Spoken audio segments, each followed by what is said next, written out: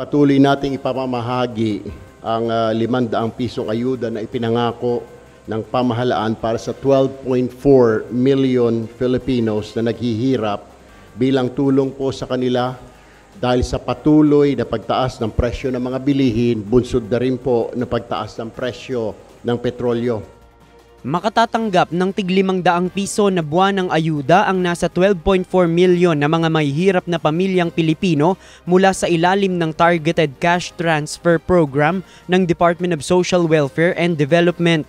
Sa kanyang unang flag raising ceremony kanina bilang bagong kalihim ng DSWD, sinabi ni Secretary Erwin Tulfo na sisimulan na ang pamamahagi ng ayuda para sa mga mahihirap nating kababayan na lubhang apektado ng pagtaas ng presyo ng mga bilihin dahil sa oil price hike.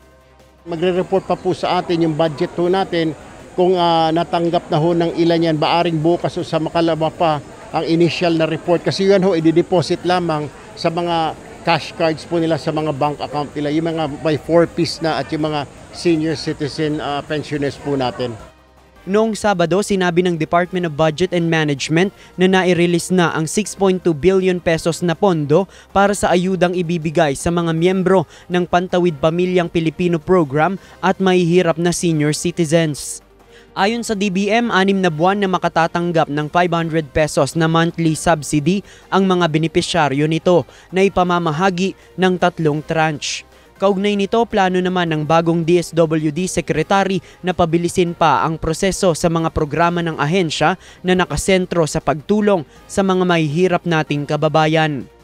Problema din ho, marami hong requirements masyado, sandamakmak. Pati yung katanungan sa mga forms, kagaya ho, kailangan mo ng burial assistance, tatanungin pa ho yung edad ng anak mo, trabaho ng anak mo, burial naman ho yun. Burial naman maari ng biyenan mo, ng manugang mo, ng tatay, nanay mo.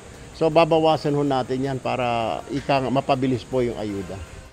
Nagbabala naman ito na sususpendihin sa trabaho ang mga empleyado na maire-report na nagsusungit, sinisigawan at pinagagalitan ang mga dudulog sa DSWD. Samantala, pinalawig na rin ng bagong liderato hanggang sa Disyembre ang kontrata ng mga empleyado ng DSWD na nasa ilalim ng Contract of Service o COS workers. Ayon kay Secretary Tulfo, nakaayon pa rin ito sa bilin ni President Bongbong Marcos na tutukan ang pandemic recovery upang iangat ang kabuhayan ng mahihirap nating mga kababayan. JP Nunez, UNTV, News and Rescue. Diyos ang aming sandigan, serbisyo publiko ang aming pinahahalagahan.